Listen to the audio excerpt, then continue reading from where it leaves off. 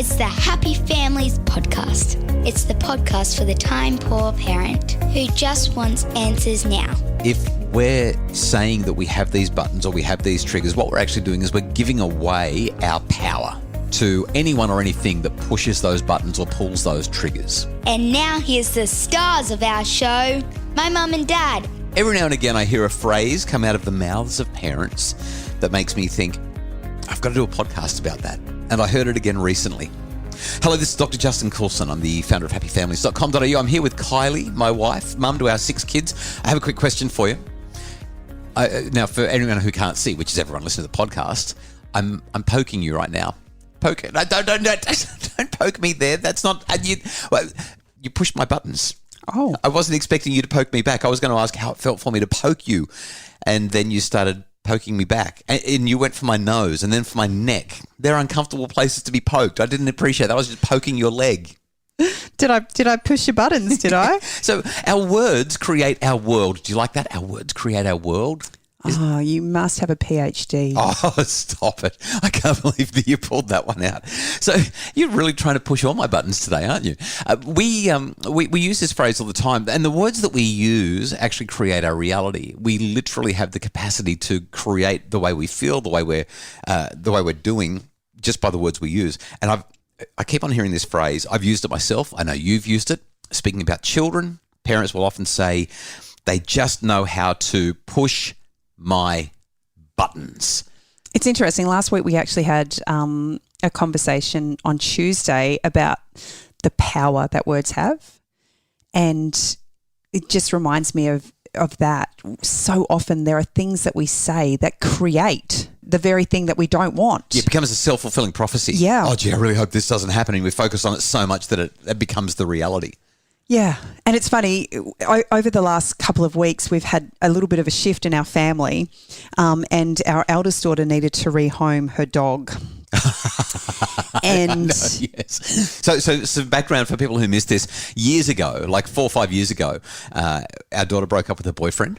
And she went to the RSPCA to look at some dogs. And I distinctly said, do not buy a dog. Do not come home with a dog. If you come home with a dog, I'm going to take it straight back to the RSPCA. Did you take it back to the RSPCA? No, and I didn't do it because she threatened to get on Facebook and tell everybody that Dr. Justin Coulson, her father, the parenting expert, wouldn't let her have a dog and actually took it back to the RSPCA. She made me look like I was going to be a horrible dad if I did it. No, it wasn't quite that bad, although she did hint that could be a possibility. But she really said, you'll be a horrible dad if you do it. And she came home with the dog.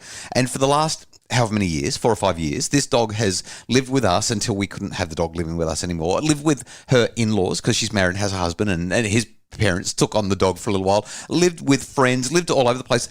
The one person who hasn't really looked after the dog since she bought it is the one who bought it. She pushed my buttons. I should have taken the dog back. Anyway, she's in a situation now where she has to find a new home for the dog. And she absolutely loves this dog and she would love to live with it. But right now her living situation means that she can't have Coda in her space. So we've been looking for a place for her to be rehomed. She's just lucky that one of her aunties has a very big heart. They already have a dog. She's only a puppy. She's about 12 to 18 months old now, and they wanted to get a second dog because Hazel is her name, she's on her own all day while everyone's at school and work. And so she said, yeah, that's fine, bring her up and we'll have a go. For all intents and purposes, obviously introducing 2 new dogs to the equation can often be really tricky, so we weren't sure how it would go, and Hazel has been used to being queen and Coda is used to being numero uno. Only child, for goodness sakes. But for the most part, they have socialised really, really well. Except Hazel's a little bit younger, obviously. She's still a puppy. She's a lot more enthusiastic than Coda is these days. Puppies are so cute. And I was over there babysitting the other day and I watched as Hazel literally, it was like she was pointing her finger, but she was using her nuzzle, obviously, and she would just go up to Coda, who was relaxing in the sun, lying out on her back or her side, and Hazel would just poke. And when she didn't get a response, she'd poke somewhere else. And she didn't get a response, she poked and she poked and she poked and she poked and she poked. Did Coda go, Coda took it for quite a while, and even to the point where she actually rolled over and gave her more access. Right. But then Hazel would find a spot. Yeah. And before you knew it, she was up and she gave a good growl to let her know that she'd she'd pushed too far. Right. And then Hazel would kind of jump back and look at her and go, but I want to play. But I think that's a lot like I think that's a lot like what a lot of parents do, right? They let the kids poke until finally they say, that's it, I've had enough. And they get up and they growl at the kids. And then they say, this kid just keeps on pushing my buttons. And I think that we're giving our children a lot of power. We're not puppy dogs. We're adults. We're humans. We've got the capacity to do a whole lot of things that dogs don't have the capacity for in terms of regulation of behavior and in terms of imagination and creativity and working through these kinds of things, even the way we communicate. And yet, a lot of parents will say, the kids are pushing my buttons. So let's have a conversation about how to empower parents to not let the kids push their buttons so much. We'll talk about some solutions, how you can I can't believe we talked about dogs for half a podcast. We're going to talk about some solutions for how you can help to ensure that the kids aren't pushing your buttons because you're protecting them well and communicating well and doing all the right things right after the break. Starting school is an exciting time, but it can also be a little worrying. The Starting School Activity Book is a printable workbook that will help prepare your little one for the first thrilling school days and give you tips on the best ways to talk about all the new things they're going to experience. Perfect for kindy, preschool or big school and absolutely free. Online at happyfamilies.com.au. It's the Happy Families Podcast, the podcast for the time poor parent who just wants answers now. I think, Kylie, that when it comes to kids pushing our buttons, we need to remember that they're our buttons. We are the ones who need to protect our buttons, not just leave the buttons out there for the kids to go pushing and poking. But you and I both know that kids are irrational. Kids are immature. Kids are not going to regulate particularly well. Kids are going to have a hard time. And if we wanted to have a convenient life, we probably shouldn't have had kids. So when it comes to buttons being pushed, what's really going on here is we're kind of going, and I know that there are some parents who are absolutely straining right now. There are some parents who are going, no, they really are pushing my buttons. These kids are looking for opportunities to get at me. But they don't. Like the kids don't wake up in the morning and think, all right, today's the day. Today's the day I'm going to ruin my parents' lives. Today is the day that I'm going to do everything I can to upset everyone. If you put them in timeout, you might have that. Yeah, well, but that's the thing. So we create a scenario where the kids feel obligated. They feel like they have no choice but to resist us and get upset with us. I think about my early years as a parent and specifically obviously being a mother and feeling the exhaustion and the overwhelm at times and the stretch that parenting required of me. And I think the biggest thing for me personally in feeling like the kids were pushing my buttons is, number one, not actually understanding what my buttons were, for starters, and not actually understanding what my threshold was. So let me ask you a question, and I want everybody who's listening to the podcast to consider this question as well. Buttons is just a fancy way of saying that you've got something that triggers you. Yeah. And I'm really uncomfortable with this because, again, words create worlds. If we're saying that we have these buttons or we have these triggers, what we're actually doing is we're giving away our power to anyone or anything that pushes those buttons or pulls those triggers. We're actually saying, you can make me feel angry, you can make me feel upset. That's not what I'm saying, though. What I'm saying there is because of the external circumstances that I found myself in as a mum, feeling tired and stretched, I didn't actually allow myself to understand why I felt the way I did. Great. Okay, that's a much more refined way of saying what you were saying before. So it was never about my children. We talked about myths the other week. In lots of ways, it was that desperate need to be the best mum I could be, and I thought I needed to self-sacrifice in order to do it. But in the process, I didn't give myself the time I needed to be the best mum I could be. Okay, so for the sake of simplicity, let's use the words triggers and buttons for this conversation. And anyone who's participating in this podcast right now can join in the conversation mentally. What are the things that, what are your buttons? What are your triggers? What are the things that actually do set you off? It's the same things as it is whether you're 2 or you're 62. Uh-huh. It's HALTS. It's being hungry. Yep. It's being alone. Angry. Hungry, angry. Lonely. Lonely, tired, stressed, or sick. Yep. They're the same things. So they're really big triggers because ultimately when somebody's pushing a button, what they're doing is they're wearing down your willpower. In other words, you've sort of got this. Let's imagine that willpower exists in a fixed amount, in like a quantity, and the more that people push those buttons, the more the willpower drops. Just like the puppy dog getting poke, and then it goes. It's like you've just poked me one too many times. So if I choose not to have breakfast in the morning, and then I choose not to have lunch, but I've snacked on a chocolate bar because it's convenient and it gives me the rush that I need, by mid-afternoon, I'm never going to show up as the best mum I can. So that's really curious to me as well, because what that suggests is that the button isn't the child behaving in a particular way. It's your incapacity to deal with it because you're not looking after yourself. Didn't get enough sleep last night? Same again. In other words, if we don't want our kids to be pushing out, we can't empower our children in that way. We can't actually say to our kids, you have so much power over me that you can control my emotions. We've got to regulate them ourselves, which means that we've got to look after ourselves effectively. Is that what you're saying? Yeah, totally.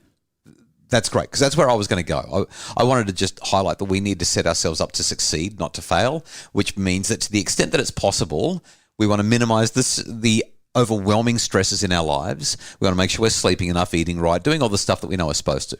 Well, and the reality is if you've got a young family, you might not actually have any say over how much sleep you get. Right. Or disrupted sleep, I should say. Yep. But you can choose to go to bed as soon as the baby goes down instead of staying up and watching Netflix because you need time out. Sure. And give yourself the extra time that's needed to be rested. Right. Okay. So what this really comes down to is intention. Comes down to intention.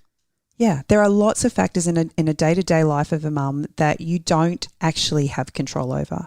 But if you make intentional steps to fill the gaps where you can, you're going to show up better. So I'm thinking of a mum that I know. She's on the south coast of New South Wales, got a bunch of kids with massive anxiety, lots of other additional needs, has also started fostering somebody as well. A distant relative's come into the home and they've been fostering there. And I'm kind of thinking all of those stresses that are placed on her mean that her buttons are going to be that much closer to the surface and that much more unprotected because there's just so much more going on. And so if we want to really minimize the impact that kids are going to have on our buttons, it means that we've got to try to somehow recognize that, number one, your child is going to be irrational and immature and do things that show a lack of regulation. And just acknowledging that and knowing that is going to help you to not be so responsive when that button is pushed. Because why? Well, they're just being children. This is who they are and this is how they are. And the second thing is our kids need our help. So when they're quote unquote pushing our buttons, what they're really saying is, I have an unmet need.